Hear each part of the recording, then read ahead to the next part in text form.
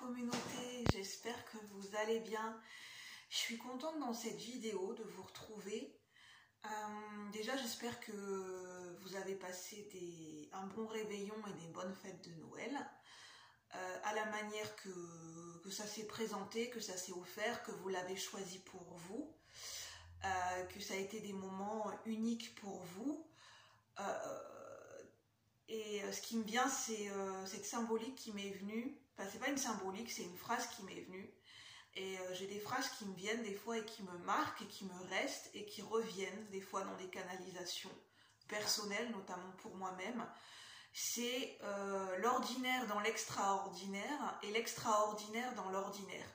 Alors que l'ordinaire et l'extraordinaire sont liés.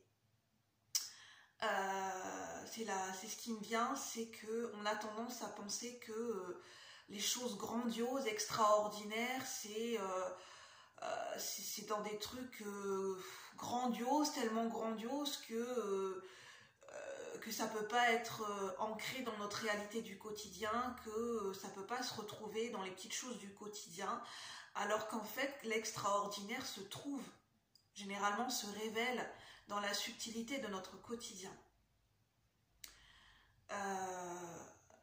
C'est dans les petites choses, dans la magie du quotidien. Et c'est quelque chose qui, je fais le lien avec le livre, je suis en train de lire le livre de Julia Cameron, La Bible des artistes, libérez votre créativité, et justement c'est ce qu'elle explique, c'est le pouvoir, enfin pour moi c'est un petit peu un pouvoir, c'est le pouvoir de l'attention, d'accorder de la valeur. Comment on accorde de la valeur et comment on peut savoir que quelque chose a de la valeur pour nous dans le cœur? Eh bien, c'est quand on contemple, quand on pose notre attention sur les petites choses du quotidien, et c'est là où à ce moment-là, ça prend toute sa magie, toute son ampleur, et ça prend sa valeur, la valeur du cœur, et c'est là où les choses deviennent magiques. C'est ça la magie, la vraie magie de la vie en fait. Enfin, la magie tout court en fait. Du moins c'est à ce moment-là qu'on peut mieux la percevoir.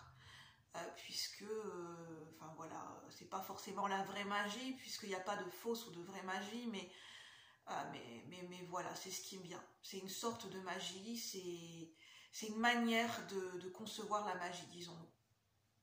C'est ce qui me vient.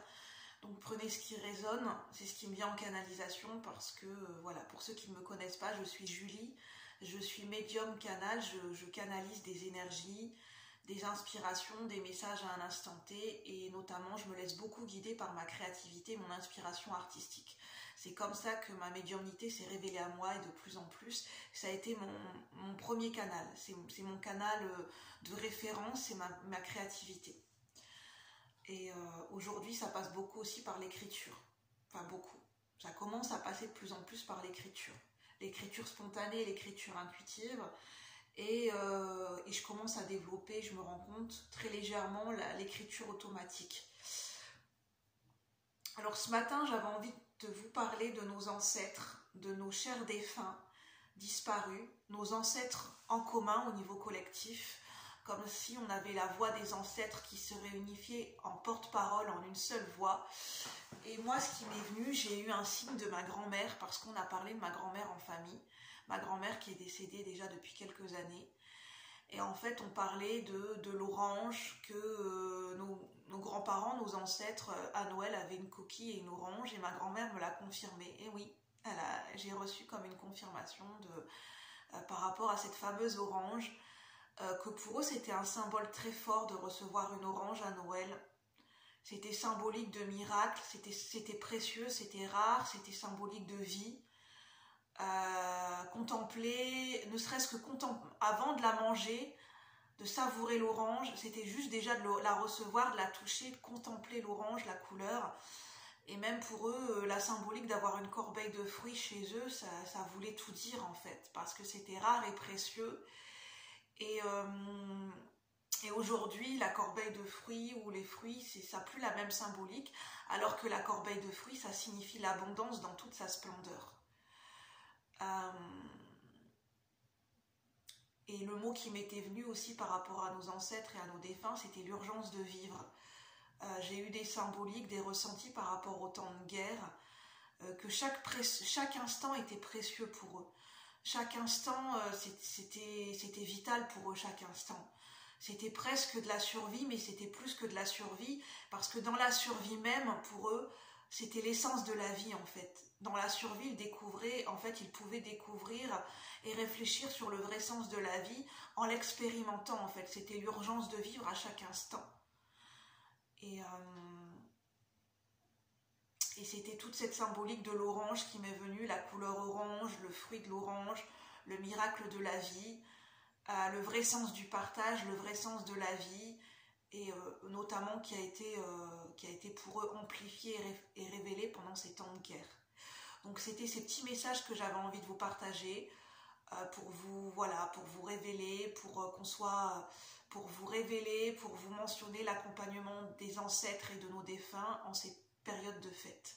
Qu'ils sont là et qu'ils nous révèlent par subtilité des petits messages, des petits signes, des petites synchronicités, l'extraordinaire dans l'ordinaire et l'ordinaire dans l'extraordinaire, dans les petits plaisirs simples de la vie. Voilà, et le vrai sens du partage.